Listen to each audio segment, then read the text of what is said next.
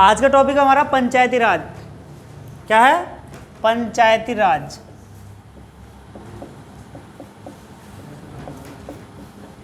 पंचायती राज आज का टॉपिक हमारा पंचायती राज है। तो जो पंचायती राज को कई बार कुछ नहीं पूछ जाता, पंचायती राज को कौन से संविधान के किस भाग में और किस अनुच्छेद में रखा गया है, पंचायती राज को संविधान के किस भाग किस अनुच्छेद में रखा गया है। तो एक पहला क्वेश्चन यही बन जाता कि पंचायती राज को संविधान के भाग कौन से में रखा गया, तो भाग 9 का पूरे 9 में ही है। ठीक है, भाग 9 में पंचायती राज को भाग 9 में रखा गया। पंचायती राज को भाग 9 में रखा गया। और अनुच्छेद कौन सा? 243 का कै से अणय तक ये है। अगर पंचायती राज की बात करते हैं तो पंचायती राज को संविधान के किस भाग में रखा गया? भाग 9 में। पंचायती राज को संविधान के भाग 9 में रखा गया है। और अनुच्छेद कौन सा? 243 का, यानी 243 के कै से अणय तक। 243 के कै से अणय तक पंचायती राज को रखा गया है संविधान के भाग 9 में। ठीक है, बात करते हैं पंचायती राज की। पहले पंचायती राज को संवैधानिक दर्जा नहीं दिया गया था। तो यहाँ बात करते हैं भारत में स्थानीय स्वशासन की। तो भारत में पहली बार स्थानीय स्वशासन को कौन लेकर आए थे? स्थानीय स्वशासन। तो भारत में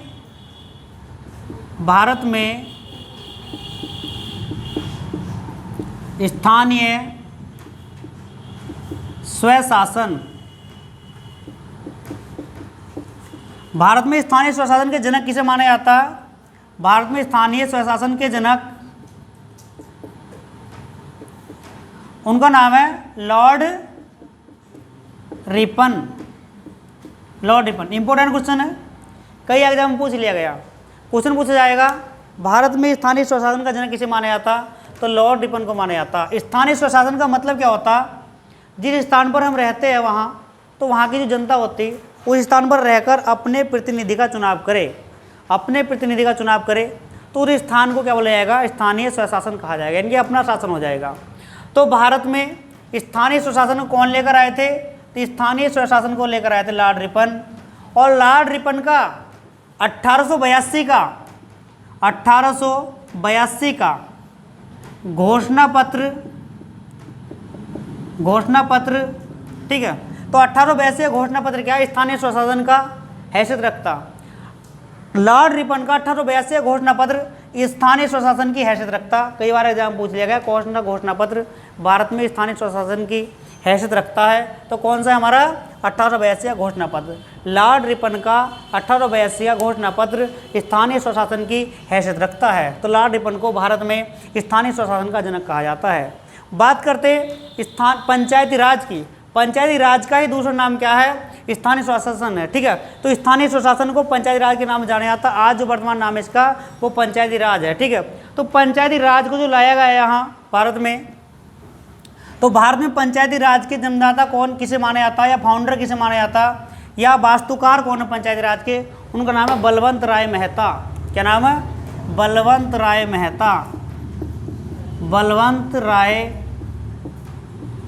मेहता।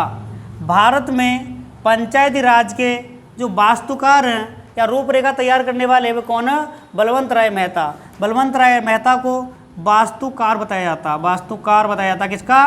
पंचायती राज का। पंचायती राज। तो भारत में पंचायती राज के वास्तुकार कौन माने गए? बलवंत राय मेहता माने गए। ठीक है, तो बलवंत राय मेहता क्यों माना गया? क्योंकि बलवंत राय मेहता समिति की स्थापना हुई थी। बलवंत राय मेहता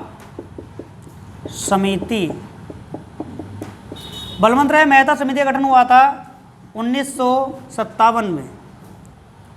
1957 में बलवंत राय मेहता समिति का गठन कब हुआ था? 1957 में। तो इस समिति के अध्यक्ष कौन थे? इस समिति के अध्यक्ष थे बलवंत राय मेहता। कौन थे ये? अध्यक्ष। ठीक है, तो बलवंत राय मेहता समिति के अध्यक्ष कौन थे? बलवंत राय मेहता थे। इस समिति के अध्यक्ष बलवंत राय मेहता थे। तो इसीलिए इस समिति की अनुशंसा पर क्वेश्चन पूछा था, कौन सी समिति की अनुशंसा पर पंचायती राज को भारत में लाया गया था? उस समिति का नाम क्या था? बलवंत राय मेहता समिति। बलवंत राय मेहता समिति की अनुशंसा पर भारत में पंचायती राज को लाया गया था। अब बात करते हैं नीति निर्देशक तत्वों की। तो नीति निर्देशक तत्वों के अंतर्गत अनुच्छेद 40 अनुच्छेद 40 से ग्राम पंचायत को लिया गया, ग्राम पंचायत को लिया गया। कई बार क्वेश्चन पूछ लिया गया कि अनुच्छेद 40 को पंचायत राज में रखा गया, ठीक है, तो क्या है इसमें ग्राम पंचायत। तो ग्राम पंचायत को कहाँ से लिया गया, नीति निर्धारक तत्वों से लिया गया और जिसको पंचायत राज में शामिल किया गया। ये क्या है, ग्राम पंचायत का संबंध किससे है, पंचायत राज से, इसमें ग्राम पंचायत को शामिल किया गया। अब बात करते हैं बलवंत राय मेहता समिति की अनुशंसा पर भारत में पंचायती राज को लाया गया था। और पंचायती राज को लाने का कारण क्या था, ये जो हमारे बलवंत राय मेहता को पंचायती राज का वास्तुकार माना जाता। अब कुछ नहीं पूछाता, भारत में पहली बार पंचायती राज को लागू कब किया गया, भारत में पहली बार पंचायती राज को लागू कब किया गया, तो 2 अक्टूबर 1959 को, ठीक है। भारत में पहली बार पंचायती राज को लागू किया गया 2 अक्टूबर 1959 को। भारत में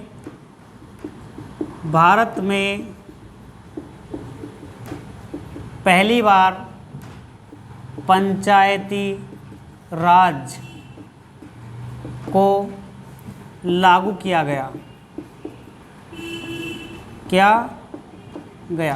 तो भारत में पहली बार पंचायती राज को लागू कब किया गया, लागू किया गया 2 अक्टूबर 1959।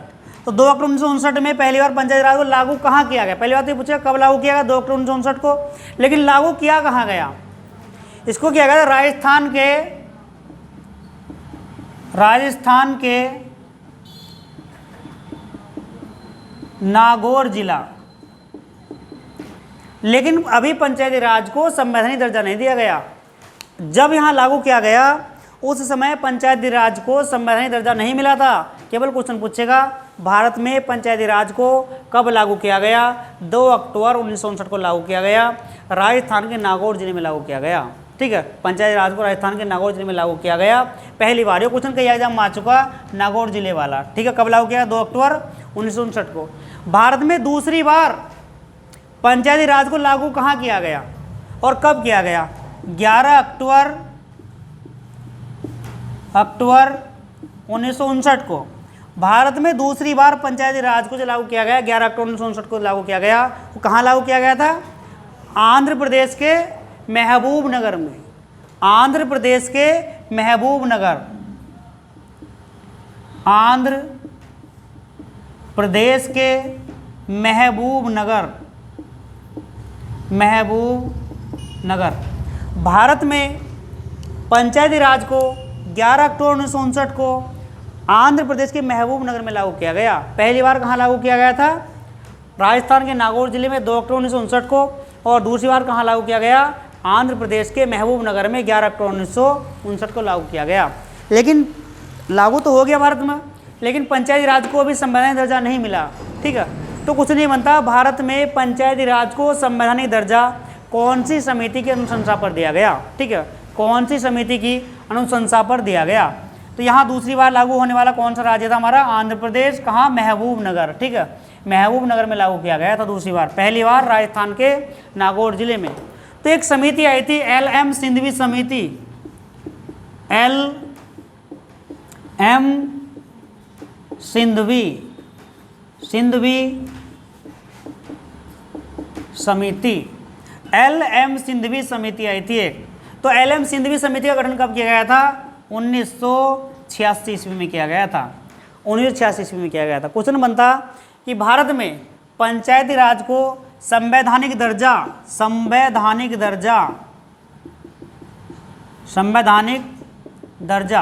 तो भारत में संवैधानिक दर्जा दिया गया तो कौन सी समिति की अनुशंसा पर दिया गया, LM सिंधवी समिति की अनुशंसा पर दर्जा दिया गया। भारत में पंचायती राज को संवैधानिक दर्जा कौन सी समिति की अनुशंसा पर दिया गया, तो LM सिंधवी समिति की अनुशंसा पर दिया गया। इस समिति का गठन कब किया गया था, 1986 में किया गया था, ठीक है। इसकी अनुशंसा हुई तब जाकर भारत में संवैधानिक दर्जा मिला। तो भारत में पंचायती राज को संवैधानिक दर्जा दिया कब गया, ठीक है, भारत में पंचायती राज को संवैधानिक दर्जा कब दिया गया, तो 73वें संविधान संशोधन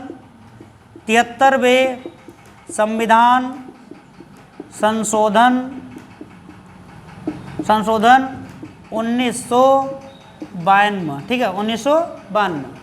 तो 73वें संविधान संशोधन 1992 में पंचायती राज को संवैधानिक दर्जा दिया गया।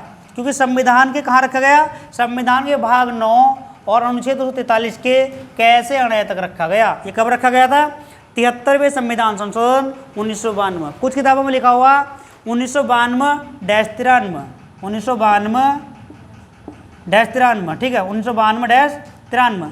तो कुछ किताबों में लिखा हुआ 1992-93, लेकिन ये क्वेश्चन वीडियो के एग्जाम में पूछ लिया गया था। सन 2018 में वीडियो का एग्जाम हुआ था, उसमें दोनों अलग अलग रखे थे, 74वां संविधान संशोधन और 73वां संविधान संशोधन। अगर 73वां पूछेगा तो हमें 92 लगाना होगा, 74वां पूछेगा तो 93 लगाना होगा, क्योंकि 73वें संविधान संशोधन में पंचायती राज है और 74वें संविधान संशोधन में क्या है, नगर निगम है। ठीक है, तो ये क्वेश्चन पूछ लिया गया था, इसलिए यहाँ 92-93 लिखा जा रहा है। अगर पंचायती राज को पूछेगा तो 92 ही लगाना, 1992 लगाना। दर्जा कब देगा, तो 1992-93। ठीक है, तो अगर सिंगल पूछ लिया तो क्या लगाना पड़ेगा, 92 लगाना पड़ेगा। तो पंचायती राज को 73वें संविधान संशोधन द्वारा 1992-93 में संवैधानिक दर्जा दिया गया और पंचायती राज को रखा कहाँ गया, संविधान के भाग 9 अनुच्छेद 243 के कैसे अण्डय तक रखा गया। अभी जो हमारा संवैधानिक जो पंचायती राज है, कुछ नहीं बनता पंचायती राज कौन कौन से राज्यों में लागू नहीं किया गया। ठीक है, पंचायती राज कौन कौन से राज्यों में लागू नहीं किया गया, तो कौन कौन से राज्य जिनमें पंचायती राज लागू नहीं है, तो नामेमी याद रखना, नामेमी, नामेमी। ठीक है, ये ध्यान रखना। पंचायती राज कौन कौन से राज्यों में आज भी वर्तमान में लागू नहीं है, तो ना से हमारा नागालैंड, मेस मेघालय और मिजोरम। अभी रेलवे ग्रुप डी में 14 सितंबर को क्वेश्चन पूछा गया था, रेलवे ग्रुप डी में 14 सितंबर को क्वेश्चन पूछा गया था कि कौन से राज्य में वर्तमान में पंचायती राज लागू नहीं है, तो 3 ऑप्शन ये थे, एक अलग से दे दिया गया था। 14 सितंबर को क्वेश्चन पूछा गया था। ठीक है, इस बार ही पूछा गया अभी। ठीक है, तो नागालैंड, मेघालय, मिजोरम, नामेमी। ध्यान रखना कौन से राज्य में नहीं है, इसका मतलब ना शुरू में लगा हुआ, नामेमी कौन से राज्य में ट्रिक है नामेमी की। ठीक है, तो नागालैंड और मेघालय और मिजोरम राज्य में आज भी पंचायती राज लागू नहीं है। क्वेश्चन पूछाएगा ऐसा कौन सा केंद्र शासित प्रदेश है जिसमें पंचायती राज को लागू नहीं किया गया, उसका नाम है दिल्ली में पंचायती राज को लागू नहीं किया गया। ठीक है, तो कौन सा ऐसा केंद्र शासित प्रदेश है जहां पंचायती राज को लागू नहीं किया गया, तो दिल्ली में पंचायती राज को लागू नहीं किया गया। और राज्य कौन कौन से, नागालैंड, मेघालय और मिजोरम। और कई बार ये क्वेश्चन पूछ लिया था पंचायती राज को कितने स्तर पर बांटा गया, तो पंचायती राज को त्रिस्तर पर बांटा गया है। कितने स्तर पर बांटा गया, त्रिस्तर पर बांटा गया है। ठीक है, तो 73वें संविधान संशोधन 1992-93 के अनुसार पंचायती राज को त्रिस्तरीय ढांचे में बांटा गया है, त्रिस्तरीय ढांचे में बांटा गया है। त्रिस्तरीय का मतलब क्या है, यहाँ ग्राम स्तर पर ग्राम पंचायत, ग्राम स्तर पर ग्राम पंचायत और ब्लॉक स्तर पर प्रखंड समिति और जिला स्तर पर जिला परिषद। ठीक है, तो पंचायती राज को त्रिस्तरीय ढांचे में बांटा गया है। ग्राम स्तर पर ग्राम पंचायत और ब्लॉक स्तर पर प्रखंड समिति और जिला स्तर पर जिला परिषद। जब वोटिंग होती है गांव में, एक प्रधानी के वोट डलते हैं, एक बीडीसी के वोट डलते हैं और एक जिला परिषद के वोट डलते हैं। ये 3 वोट डलेंगे जिस समय इलेक्शन होगा। ये गांव के इलेक्शन से ही संबंधित है, जो पंचायती राज इलेक्शन से संबंधित, जो गांव में प्रधानी के इलेक्शन होते हैं उनसे संबंधित है। ठीक है, तो एक वोट प्रधानी का डलेगा, एक बीडीसी का डलेगा, एक जिला परिषद का डलेगा। ठीक है, तो ये क्या है, क्वेश्चन पूछाएगा पंचायती राज को किस तरह स्तरों पर बांटा गया, तो 3 स्तरों पर बांटा गया, ग्राम पंचायत, प्रखंड समिति और जिला परिषद। अब क्वेश्चन ये बनता पंचायती राज का सदस्य बनने के लिए कितनी आयु सीमा होनी चाहिए न्यूनतम, तो पंचायती राज का सदस्य